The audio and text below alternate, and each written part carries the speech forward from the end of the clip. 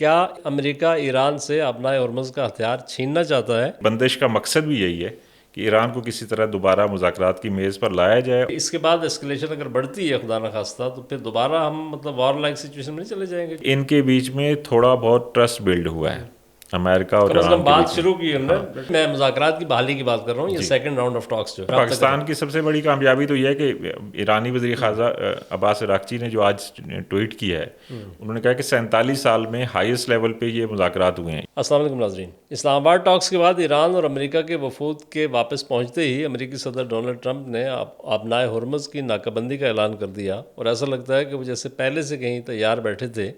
اس کے لیے امریکہ کا طریقہ واردات کیا ہوگا، یعنی ناکہ بندی، ایران کی نیول بلاکیٹ کس طرح سے ہوگی، اس کے ریئیکشن میں ایران ممکنہ طور پر کیا کر سکتا ہے، اس سارے عمل کا امپیکٹ کیا ہوگا، کیا اس کا مقصد ایران کو بے بس کر کے وہ مطالبات منوانا ہے جس پر اسلام آباد ٹاکس کے دوران ڈیڈ لاک پیدا ہوا، یا پھر امریکہ ایران سے ابنائے ہرمز کا ہتھیار چھیننا چاہتا ہے جس نے پوری دنیا کی معیشت کو پیرالائز کر دیا ہے، اور یا پھر کیا وہ کوئی ایسا میکنزم چاہتا ہے جس سے وہ ہرمز پر اپنا کنٹرول قائم کر سکے یا اپنا حصہ وصول کر سکے. اس پر ہم بات کریں گے، اور ہمارے ساتھ موجود ہیں سینئر صحافی اور ہمارے کولیگ امت ڈیجیٹل کے ہیڈ ہیں. جس طرح سے آبنائے ہرمز سے 20% تیل جاتا ہے دنیا کو، اس طرح تقریباً 100% خبریں جو ہیں وہ ان کے ہاتھ سے نکل کے جاتی ہیں. ہر چیز سے یہ گو تھرو کرتے ہیں، اس لیے ہم ان سے زیادہ باخبر ہونے کے لیے اور آپ تک بات پہنچانے کے لیے ہم نے ان سے بات کر رہے ہیں. عارف صاحب، سوال تو آپ نے سن لیے، تو ان سوالوں کے جواب اگر آپ دے سکیں. پہلا تو یہ ہے کہ کیا ٹرمپ پہلے سے تیار بیٹھے تھے اس کے لیے؟ نہیں، میرے خیال میں وہ تیار نہیں بیٹھے تھے، کیونکہ انہوں نے فوری ری ایکشن نہیں دیا، بلکہ کافی دیر تک، کئی گھنٹے تک تو انتظار ہوتا رہا کہ ٹرمپ کی طرف سے ری ایکشن کیا آتا ہے، اور وہ کافی خاموش تھے. پھر انہوں نے ایک آرٹیکل شیئر کیا کہ وینزویلا کی طرز پہ ناکہ بندی کی جا سکتی ہے. اب سوال یہ کہ ناکہ بندی کیوں کرنا چاہتے ہیں، جبکہ ٹرمپ تو چاہ رہے تھے کہ ابنائے ہرمز کھل جائے تاکہ تیل کی قیمتیں نیچے آئیں، کیونکہ ان کی اپنی جو ڈومیسٹک آڈینس ہے، یعنی امریکی عوام جو ہیں، ان کو مہنگا تیل خریدنا پڑ رہا ہے، پیٹرول مہنگا خریدنا پڑ رہا ہے، تو وہ تو کم ہی چاہ رہے تھے، کھولنا چاہ رہے تھے. تو ابنائے ہرمز کھولنے کے لیے اس کو بند کرنا، یہ تو بڑی الٹی بات ہے، کاؤنٹر بلکہ یہ انٹیوٹیو. لطیفہ چل رہا ہے کہ بھئی اس کو یعنی بند کیا گیا، 38 دن کی جنگ چل رہی ہے، اور اب اس کو وہ کھلوانے کے لیے وہ کر رہے ہیں. اس کا ایک ہی مقصد ہے کہ وہ یہ چاہ رہے ہیں کہ جب ابنائے ہرمز بند ہوگی اور پوری دنیا کی معیشت جام ہو جائے گی، تو باقی دنیا کے ممالک بھی زور ڈالیں گے ایران پر کہ اس کو کھولو. اب جب وہ ایران پر دباؤ ڈالیں گے تو ایران کو کہیں نہ کہیں مذاکرات کی میز پر دوبارہ آنے پڑے گا، اور مذاکرات اس صورت میں دوبارہ شروع ہو جائیں گے وہیں سے جہاں پہ رکے تھے. تو رکے کہاں پہ تھے؟ ہم اس دن فالو کر رہے تھے ہفتے کی رات کو کہ مذاکرات میں کیا ہو رہا ہے. تو ایک خبر تو یہ ہے کہ ابنائے ہرمز پہ کوئی مسئلہ ہے، لیکن یہ پاکستانی صحافیوں کی خبر تھی، جو غیر ملکی میڈیا سے وابستہ صحافی ہیں ان کی تھی. جو امریکن ذرائع سے اور خود امریکی نائب صدر ڈی جی وینس نے جو بات کی وہ یہ تھی کہ ایران یہ نہیں مان رہا کہ ایٹمی پروگرام پہ ہمارے مطالبات نہیں مان رہا. اور وہ مطالبات کیا ہیں؟ سب سے بڑا مطالبہ یہ ہے کہ ایران کے پاس 460 کلو گرام یورینیم کا ایک سٹاک پائل ہے، یہ 60% سے زیادہ افزودہ کی ہوئی یورینیم ہے. تو امریکہ چاہ رہا ہے کہ یہ اس کے حوالے ہو جائے. اچھا، ایران میں جو آپریشن امریکہ کے ہوئے ہیں ان کی ایک بڑی کوشش بھی یہی تھی کہ اس کو کسی طریقے سے ہم حاصل کر لیں. ایک پورا پلان ہم نے رپورٹ کیا تھا کہ کیسے ان کے پلان بنے ہیں. بلکہ ایران نے کہا تھا کہ پائلٹ جو ڈھونڈنے کی آڑ میں بھی انہوں نے یہ آپریشن کیا، یہی کرنے کی کوشش کی. تو سب سے بڑا اس کا مقصد یہ ہے کہ یہ اس کے پاس آ جائے. ایران کو اس پر یہ بات ماننے پہ مجبور کیا جا رہا ہے. تو ابنائے ہرمز کی بندش کا مقصد بھی یہی ہے کہ ایران کو کسی طرح دوبارہ مذاکرات کی میز پر لایا جائے اور اس سے یہ مطالبہ منوایا جائے. میرا خیال ہے وہ بلاکیٹ کا ٹائم شروع ہو چکا ہے امریکی پاکستانی وقت کے مطابق، جو انہوں نے اعلان کیا، اور اقدامات انہوں نے سارے کر لیے ہیں. اور 2003 کے بعد، عراق وار کے بعد، یہ شاید سب سے بڑی ان کی اسکلیشن ہے، نیول اسکلیشن جو ہے وہ، اور جو موجودگی ایگزسٹنس ہے ان کے بحری بیڑوں کی اور جہازوں کی. تو میرا سوال یہ ہے کہ اس سے پہلے، یعنی ابھی وہ عمل شروع ہونے سے پہلے جو ری ایکشن آیا ہے، خاص طور پر 3 ملکوں کا جو سب سے زیادہ متاثر ہو رہے ہیں، چین، جاپان اور انڈیا. انڈیا تو اگرچہ خاموش ہے، وہ تو بالکل ہی بیچارہ خاموش ہے، کسی کھاتے میں نہیں ہے، لیکن چین کا بیان بڑا سگنیفیکنٹ ہے. اس نے ایران کا ساتھ دینے کا اعلان، ساتھ دینے سے مراد یہ کہ اس نے کہا کہ یہ نہیں ہونا چاہیے، بلاکیٹ نہیں ہونا چاہیے. اسی طرح جاپان ظاہرہ کا بڑا سافٹ سپوکن ہے، اس کا اپنا انداز ہے، تو اس نے پاکستانی وزیر اعظم سے بات کی ہے اور اس نے کہا کہ ایسکلیشن نہیں ہونی چاہیے. جی، تو یہ یعنی کیا امریکہ اس میں کامیاب ہوگا؟ اور نمبر ایک، اور نمبر دو، اگر وہ کامیاب ہوتا ہے تو وہ طریقہ واردات کی جو ہم بات کر رہے ہیں کہ وہ کس طرح سے اس کو بلاک کرے گا، اس کے پاس کون کون سے ایریا، جبکہ ایران تو یہ دعویٰ کر رہا ہے کہ کنٹرول تو اس کے پاس ہے سارا۔ جاپانی وزیر اعظم کا آپ نے ذکر کیا، جاپانی وزیر اعظم نے شہباز شریف صاحب کو فون کیا ہے، اور ان کے اسٹیٹمنٹ کا کی پوائنٹ یہ تھا کہ آبنائے ہرمز کھلنی چاہیے، ڈی ایسکلیشن ہونا چاہیے۔ ایک طرح سے انہوں نے شہباز شریف صاحب کو کہا ہے کہ مزید کوشش کرو، اس کو کھلوا دو، یہ مسئلہ حل کرا دو۔ اچھا، اس سے ایک پوائنٹ یہ بھی نکلتا ہے کہ پاکستان، جو بہت سارے لوگ کہہ رہے ہیں کہ صرف فیسیلیٹیٹر ہے، وہ صرف فیسیلیٹیٹر نہیں ہے۔ یہ خبریں بھی آ رہی ہیں کہ بیہائنڈ دا سین وہ بیفور ڈیڈ لائن اینڈز، یہ مطلب وہ تو دیکھیں نا، پاکستان کی سب سے بڑی کامیابی تو یہ ہے کہ ایرانی وزیر خارجہ عباس عراقچی نے جو آج ٹویٹ کیا ہے، انہوں نے کہا کہ 47 سال میں ہائیسٹ لیول پہ یہ مذاکرات ہوئے ہیں، یعنی جب سے ایران میں انقلاب آیا ہے تو پہلی بار امریکہ اور ایران اس سطح پر ایک دوسرے کے سامنے بیٹھے ہیں۔ تو پاکستان وہ کوئی پیغام رساں نہیں ہے جیسے انڈین میڈیا کہہ رہا ہے، یا کچھ ہمارے یہاں بھی کچھ لوگ کہہ رہے ہیں کہ جی صرف میسنجر نہیں ہے، ظاہر ہے ایک بڑا کی رول ادا کر رہا ہے۔ تو جاپانی وزیر اعظم کی یہ درخواست ہے کہ بھائی اس کو کھلوا دو۔ تو ایک طرح سے یہ سارا ٹرمپ کا پرپز ہی سب ہو رہا ہے، جو ان کا معاملہ ہے کہ بھائی ایران سے بات کریں، ایران کو مجبور کرو کہ ہمارے ساتھ بات کرے۔ اچھا، اس پہ جو ٹرمپ کا ریئیکشن آیا تھا، اس ریئیکشن میں ایک خاص بات یہ بھی تھی کہ ٹرمپ نے امید ظاہر کی تھی کہ بھائی یہ آئیں گے واپس ہمارے پاس، مذاکرات کرنے آئیں گے۔ امریکی نائب صدر نے بھی جو یہاں پریس کانفرنس کی، اس میں بھی انہوں نے یہی کہا کہ ہم ان کے پاس ایک آفر چھوڑ کے جا رہے ہیں، وہ اس پہ غور کریں۔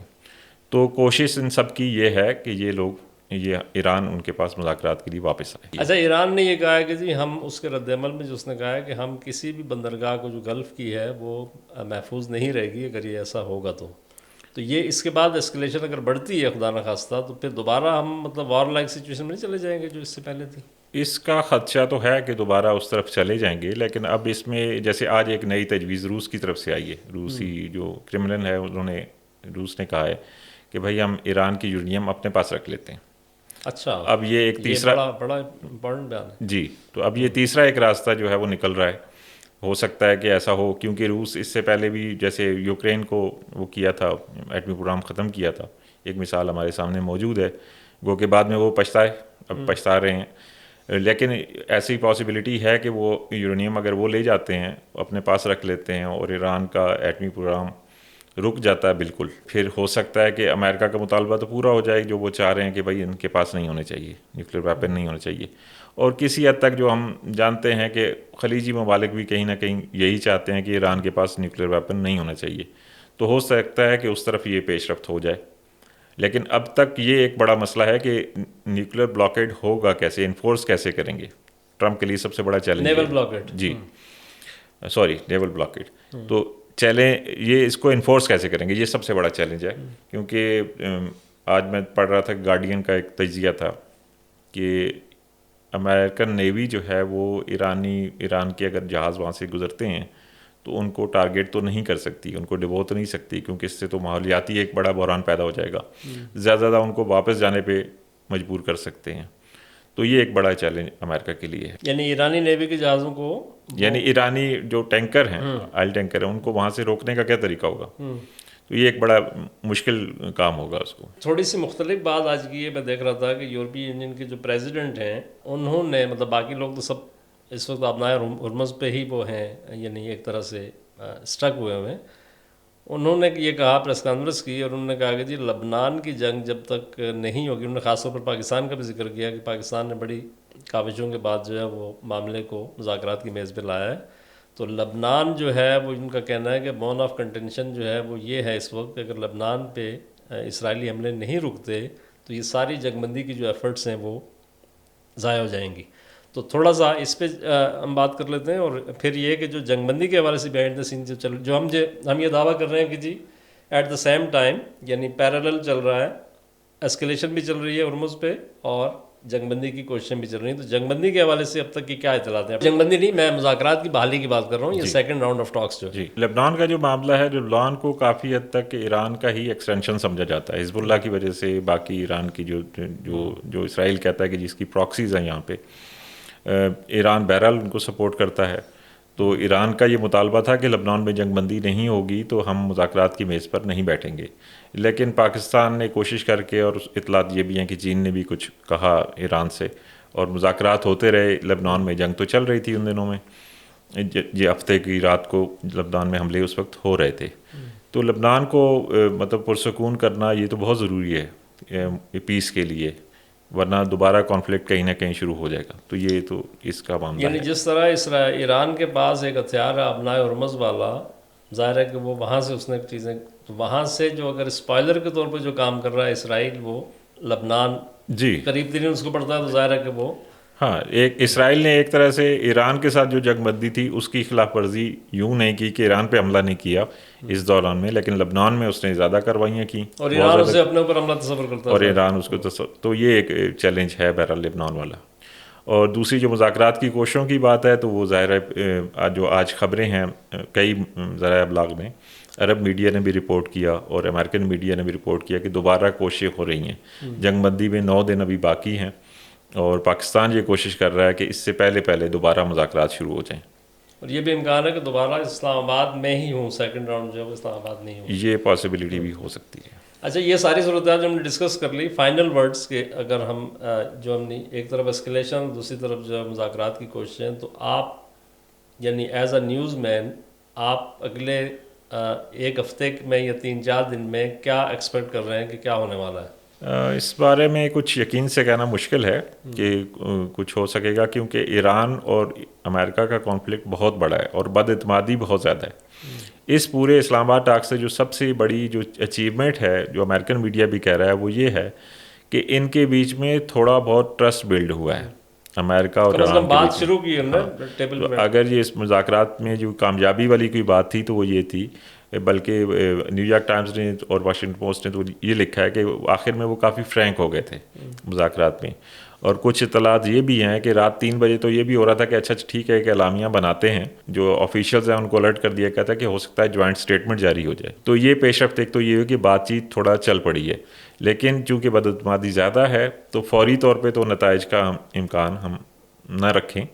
یہ ہو سکتا ہے کہ ایران کو، اگر دوسرے ممالک بھی بیچ میں آتے ہیں تو ایران کو اس بات پہ آمادہ کیا جائے کہ ٹھیک ہے آپ نئے ہرمز آپ کھول دیں، جنگ بندی میں کچھ توسیع ہو جائے، اور پھر ان کے مذاکرات آگے بڑھتے ہیں. بہت شکریہ عارف صاحب. ہم نے کوشش کی کہ کم سے کم وقت میں زیادہ سے زیادہ پوائنٹس موجودہ صورتحال کے حوالے سے اپڈیٹ جو ہے اس سے آپ کو آگاہ کریں. انشاءاللہ ہم کوشش کریں گے اگر آپ کو یہ پروگرام پسند آتا ہے تو ہم اس کو کنٹینیو کریں گے. بہت شکریہ.